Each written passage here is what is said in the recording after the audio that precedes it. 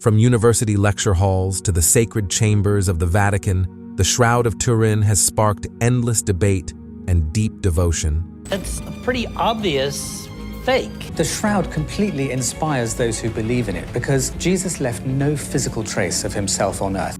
Now, crucial evidence has emerged that could rewrite everything we know about this ancient cloth and the man it depicts.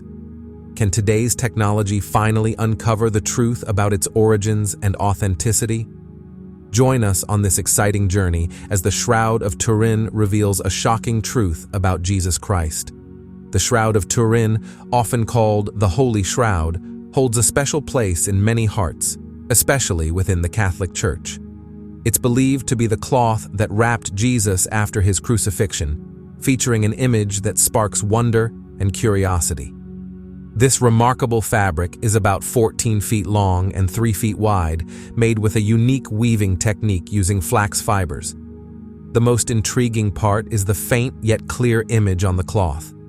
It shows a man from both the front and back, with his hands gently crossed over his lower body. These mirrored images meet at the center of the cloth, facing opposite directions, adding to the mystery. The man depicted has a powerful presence with a beard, mustache, and long hair flowing over his shoulders, suggesting strength and dignity. The image also shows reddish-brown marks matching the wounds described in the Bible from Jesus' crucifixion, deepening the mystery of the shroud. Experts estimate the man's height to be between 5'7" and 6'2", adding another layer of intrigue to this ancient relic. In 1532, a massive fire broke out in a chapel in Chambéry, France, where the cherished Shroud of Turin was kept. The fierce flames scorched the fabric, leaving large holes and burnt edges from contact with molten silver. To repair the damage, dedicated nuns from the Poor Clares order carefully sewed 14 large triangular patches and 8 smaller ones onto the cloth. Their painstaking work was a labor of love to preserve this sacred relic. In the spring of 1898, an Italian photographer named Secondo Pia was granted a rare chance to photograph the Shroud of Turin. This historic moment marked the first time the relic was captured on film, revealing an astonishing discovery. The human image on the cloth became strikingly clear in the black and white negative, much clearer than its natural sepia tone. This finding remains significant, offering deep insights into the shroud's mysteries. Then, in 1931, photographer Giuseppe Enri took similar photos, confirming Pia's results. In 1978, ultraviolet photography further illuminated the relic, uncovering even more of its secrets. Displayed in a church in north-central France, the shroud revealed a negative image with 3-dimensional details that no conventional painting could match. In 2022, meticulous conservation efforts in Italy produced a remarkable revelation about the Shroud of Turin. When experts removed the 16th-century cloth backing, they found a unique stitching pattern on the back side of the shroud. The pattern matched one found at the ancient Masada fortress in Israel, providing a compelling connection to antiquity and supporting the shroud's historical narrative, linking it with the era of Jesus' life. As we delve into the story woven into the Shroud of Turin, we walk a path filled with intensity, uncovering poignant moments etched into its sacred fibers. Christ's agony during his final moments is captured in vivid detail. Jesus endured relentless cruelty and suffering, every excruciating detail imprinted on the shroud that later bears testimony to his suffering. Deprived of dignity and subjected to merciless beatings, blows from both blunt and sharp blades lacerated their bodies, tearing them to pieces. Their bodies, once whole, became a canvas of suffering, bruised and damaged by wounds of cruelty. To add to his suffering, soldiers crafted a crude crown of thorns from twisted branches and pressed it onto his brow. Each thorn brought new agony, mingling with the warmth of his blood and staining his garments. Forced to carry the weight of the cross, Jesus' blood-stained clothes clung to his torn flesh as he embarked on a painful journey. Each step was a battle against pain and exhaustion, with the cross digging into his shoulders and worsening his wounds from the scourging. As he stumbled, the weight of the cross crushed him against the ground, his arm twisted unnaturally and dislocated. The soldiers, indifferent to his suffering, yanked him up by his dislocated arm, forcing him to continue the agonizing march. Bent over in pain, his right arm hung limp at his side, a sign of his immense suffering and resilience. Each mark on his body told a story of unparalleled sacrifice, each wound a testament to his love and the magnitude of his pain. His blood-soaked garments were ripped away without mercy, reopening wounds that had begun to stick to the fabric. Helplessly placed upon the cross, soldiers hammered nails into his already dislocated right arm, causing unbearable agony as nerves and ligaments were torn apart. In his final moments on the cross, Jesus endured immense agony as his body bore the weight of his sacrifice. Nails pierced his hands and feet, securing him to the wooden beams. Each breath was a struggle, with the weight of his body making it hard to fill his lungs. Every heartbeat sent waves of pain radiating from his wounds. His parched lips whispered prayers mingled with cries of anguish. As the hours passed, his strength waned and the pain intensified. Every movement sent waves of torment through his body, the weight of humanity's sins pressing down upon him, a burden he willingly bore. Amid his suffering, Jesus cried out, a raw and anguished plea that echoed through the heavens. It was a cry of pain and longing. In that moment, as he surrendered to death, Joseph of Arimathea made a courageous move, teaming up with Nicodemus, another secret admirer of Jesus. Joseph approached the Roman governor Pilate to request permission to care for Jesus' body according to Jewish customs. With Pilate's approval, Joseph and Nicodemus carefully wrapped Jesus' body in linen strips infused with myrrh and aloe. Time was of the essence as they worked tirelessly on the eve of the Sabbath, racing against the clock before the Sabbath rest began. They hurriedly laid Jesus in a tomb Joseph had purchased, situated in a nearby garden close to the crucifixion site. As recounted in the Gospel of John, Simon Peter later entered the tomb after Jesus' resurrection and discovered the shroud along with the napkin that had covered Jesus' head. Interestingly, the napkin remained separate from the shroud, providing a touching detail in the narrative of Jesus' burial and resurrection. Deciphering the mystery of the shroud has sparked decades of scientific debate regarding how its enigmatic image could have been formed. Some scientists hypothesize it might be due to radiation, a type of invisible energy capable of altering materials. Alexander Belyakov suggested it could have been a quick burst of intense light that imprinted the image on the cloth. Others propose special types of radiation like X-rays or ultraviolet rays as possible causes, all agreeing that the source of this radiation came from above the cloth. Paolo Di Lazzaro, an Italian researcher, contributed fascinating theories to this discussion. He believed the radiation, possibly ultraviolet light, was exceptionally powerful, far beyond any ultraviolet light we can generate today. He described it as rapid bursts of light, incredibly intense, akin to billions of watts. Imagine light so swift and forceful that it could create an enduring image on cloth lasting centuries. De Lazzaro argued that because current technology cannot replicate such an image, it challenges the notion that the shroud could have been artificially created in medieval times, as skeptics suggest. For believers in the shroud's sacredness, the explanation is straightforward. Whatever caused the image, whether radiation, ultraviolet light, or another phenomenon, originated beyond our earthly realm. To Christians worldwide, it signifies divine light, associated with Jesus' ascension to heaven, as the source of this extraordinary phenomenon. Alberto Carpentieri, a professor at the Turin Polytechnic Institute, suggests that the image on the Shroud of Turin could have been caused by nuclear emissions resulting from a large earthquake believed to have hit Jerusalem in 33 AD. This theory is intriguing because the Gospels mention a significant earthquake occurring after Christ's crucifixion, which supports Carpentieri's idea. According to his study, neutron emissions produced by the earthquake might have created the image on the shroud. These emissions could also have affected the levels of radiocarbon used to date the shroud, potentially leading to inaccurate dating. Carpentieri and his team speculate that the earthquake's intense pressure waves in the Earth's crust could have triggered nuclear reactions. Neutrons emitted from these reactions might have interacted with nitrogen atoms in the linen cloth of the shroud, causing a chemical reaction that formed the image of a face.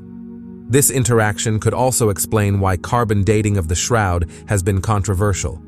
In the 1980s, the Vatican took control of the Shroud of Turin and conducted various tests to uncover its mysteries, including its composition, origin, and age. One significant test was carbon-14, dating carried out independently at the University of Oxford, the University of Arizona, and the Swiss Federal Institute of Technology. Surprisingly, all three tests, with a high confidence level of 95%, concluded that the fabric dates back to between 1260 and 1390 AD. This means the shroud was created more than 1,000 years after Jesus Christ's death. To support this, researchers pointed out that the radiocarbon dating matches closely with historical records. The shroud was first documented in 1353 when Geoffrey de Charny allegedly brought it to Lyre.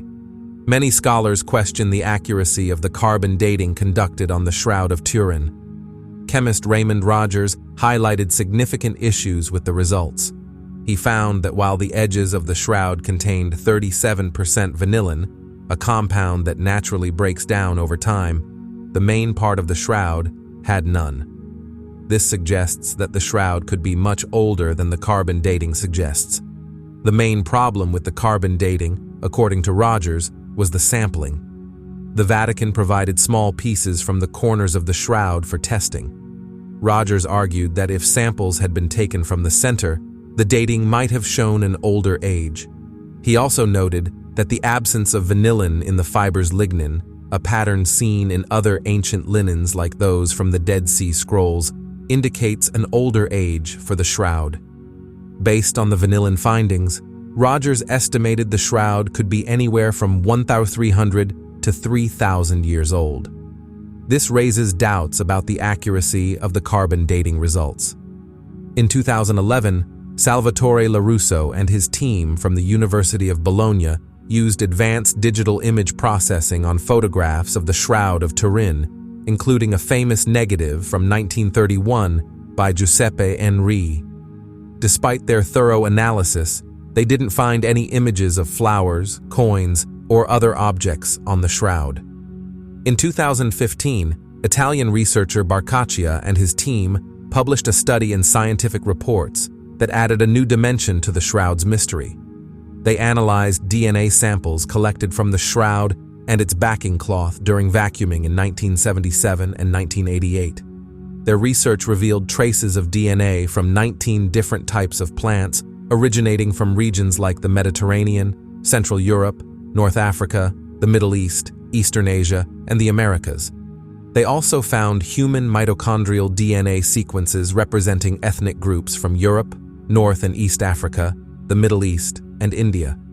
Surprisingly, DNA from non-human sources like various birds and a marine worm from the northern Pacific Ocean near Canada was also detected.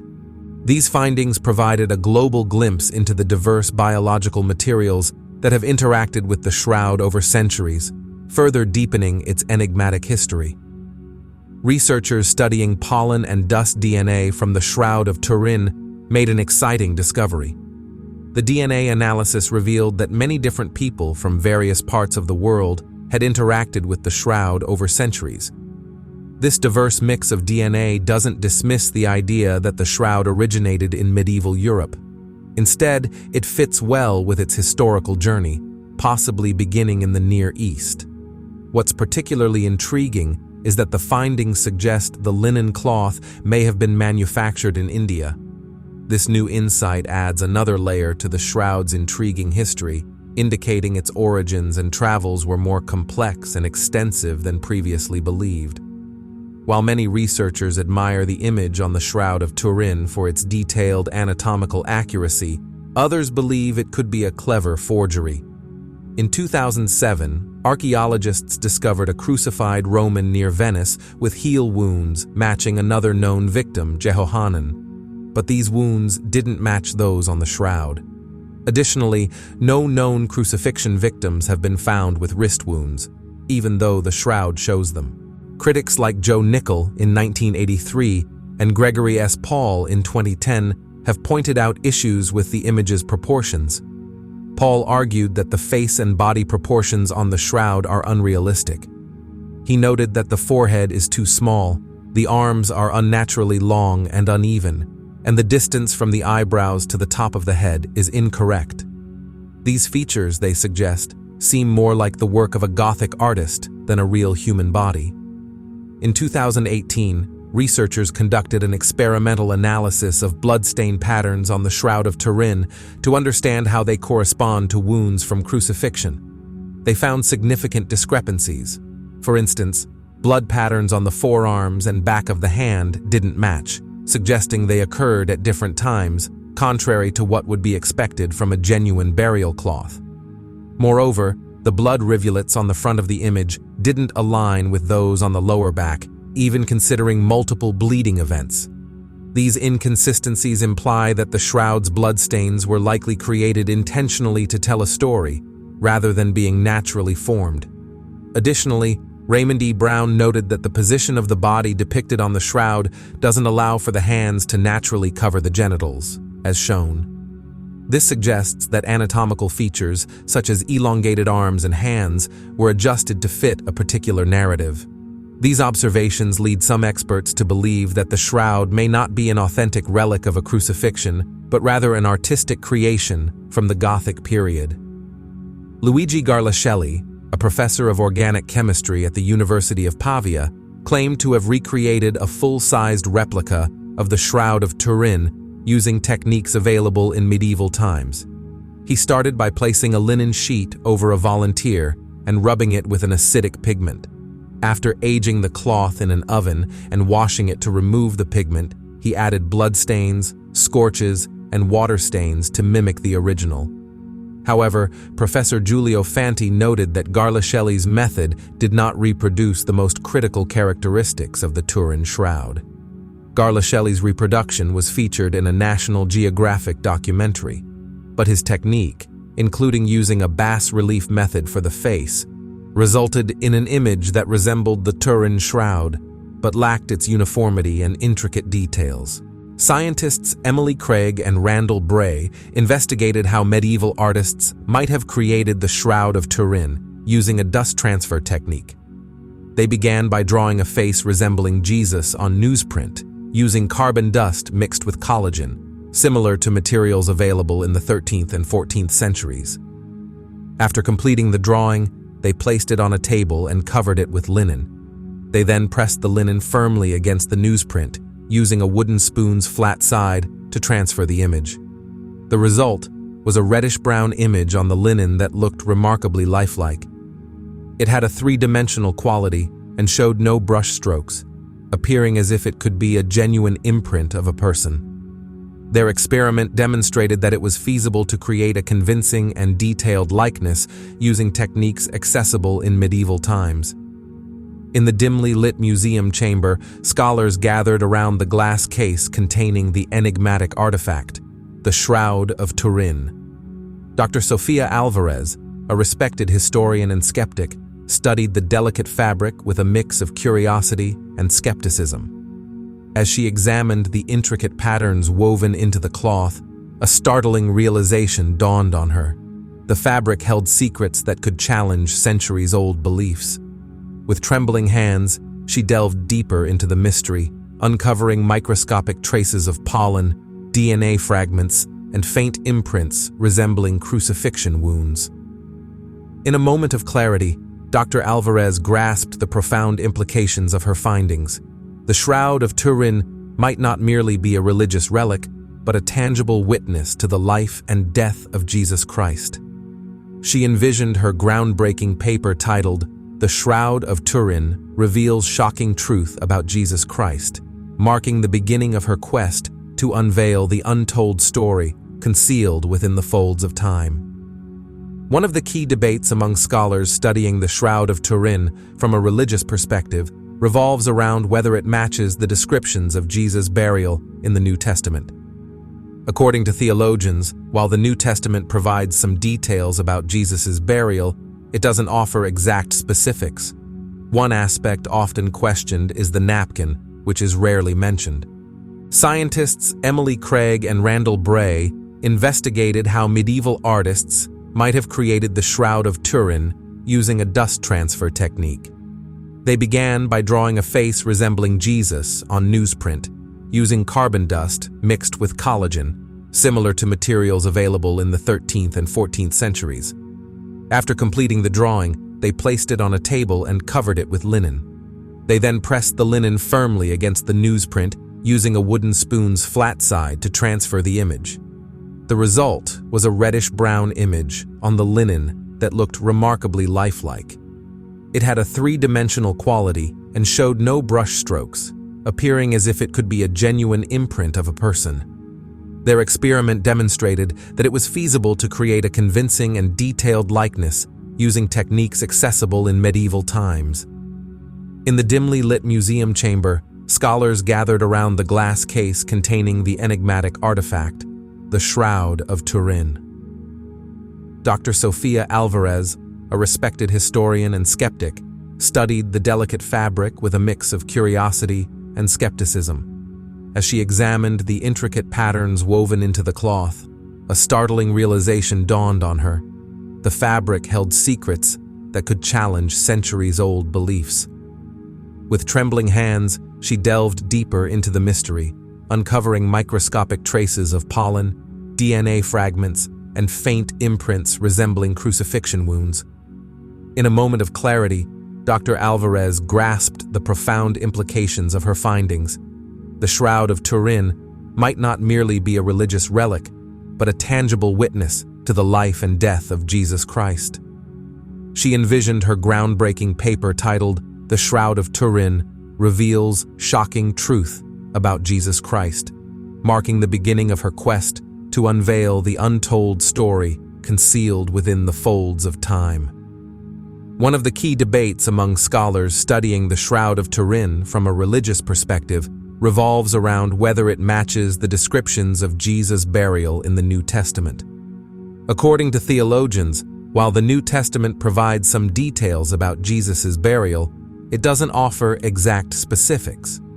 One aspect often questioned is the napkin, which is rarely mentioned. Comparing the gospel accounts of Jesus' suffering with the description of the man on the shroud reveals striking similarities. The man on the shroud bore numerous injuries, including cuts to the scalp, bruises on the face, and over 120 wounds from a severe beating. He carried a heavy object on his shoulders, leaving marks on his shoulder blades, and fell, resulting in bruises on his knees. Most notably, he displayed 5 major wounds associated with crucifixion, puncture wounds in both wrists and feet, and a pierce in the right side of the chest, from which blood mixed with watery liquid flowed.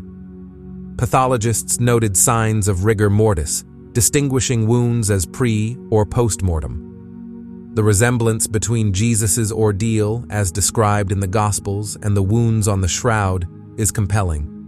Additionally, both Jesus and the man on the shroud experienced uncommon events, such as wearing a crown of thorns and enduring severe beatings. Unlike typical crucifixion victims whose legs were broken, neither Jesus nor the man on the shroud had their ankles broken. Instead, they were pierced in the chest after death. Both were individually buried in expensive linen hastily. Given these unique similarities, scholars have concluded that it's highly improbable for 2 different individuals to undergo such identical crucifixion experiences. Some studies suggest there is a 1 in 225 billion chance that they are different persons. Even skeptical calculations show incredibly low probabilities that Jesus and the man on the shroud are not the same. Their experiences align without contradictions, strengthening the case for their identity. Throughout centuries, the Shroud of Turin has been revered as Jesus's genuine burial cloth, passed down as a sacred relic. Unlike recently discovered artifacts merely associated with Jesus, the shroud has always been seen as authentic, predating modern scientific scrutiny.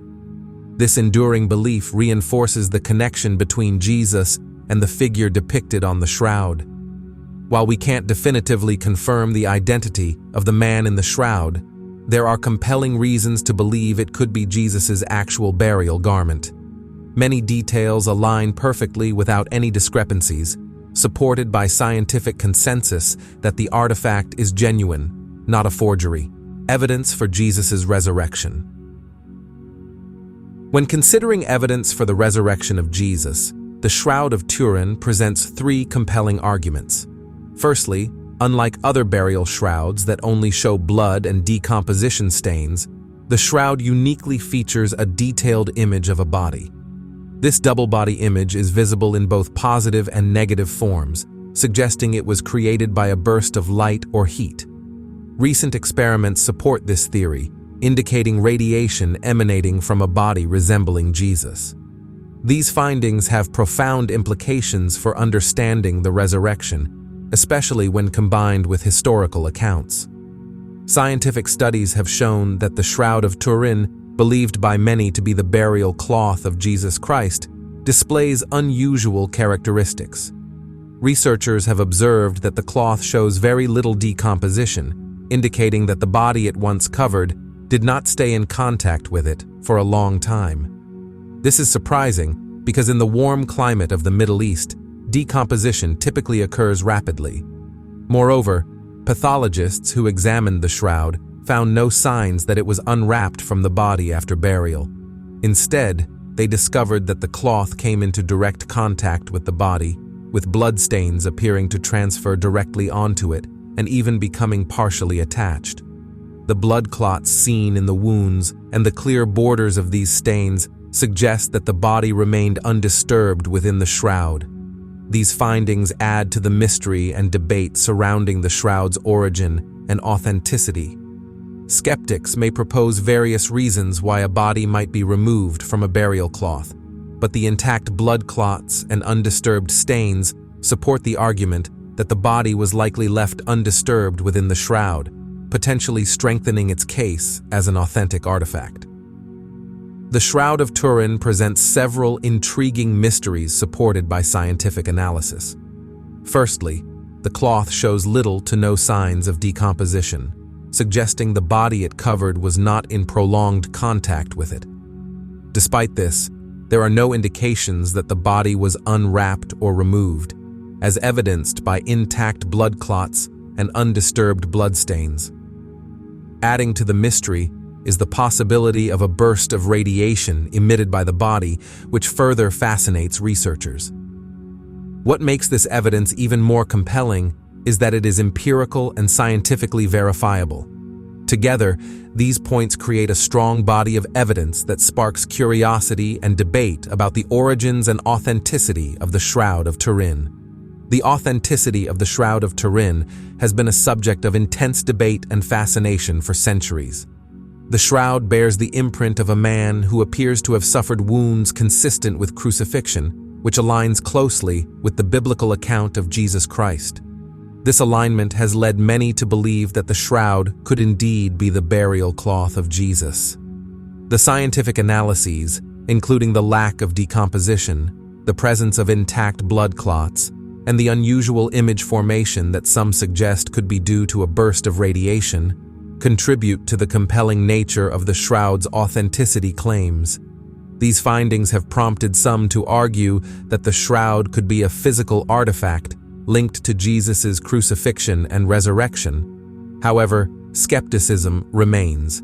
Critics question aspects such as the age of the cloth, the nature of the image formation, and the historical documentation of its existence prior to the Middle Ages. These doubts highlight the complexity of verifying the shroud's authenticity beyond a reasonable doubt. Ultimately, whether one believes the Shroud of Turin to be authentic depends on personal interpretation of the evidence, religious beliefs, and historical analysis. The ongoing research and debate surrounding the shroud continue to fuel intrigue and discussion among scholars, scientists, and the public alike. What do you think about the authenticity of the Shroud of Turin? Let us know your thoughts in the comments below.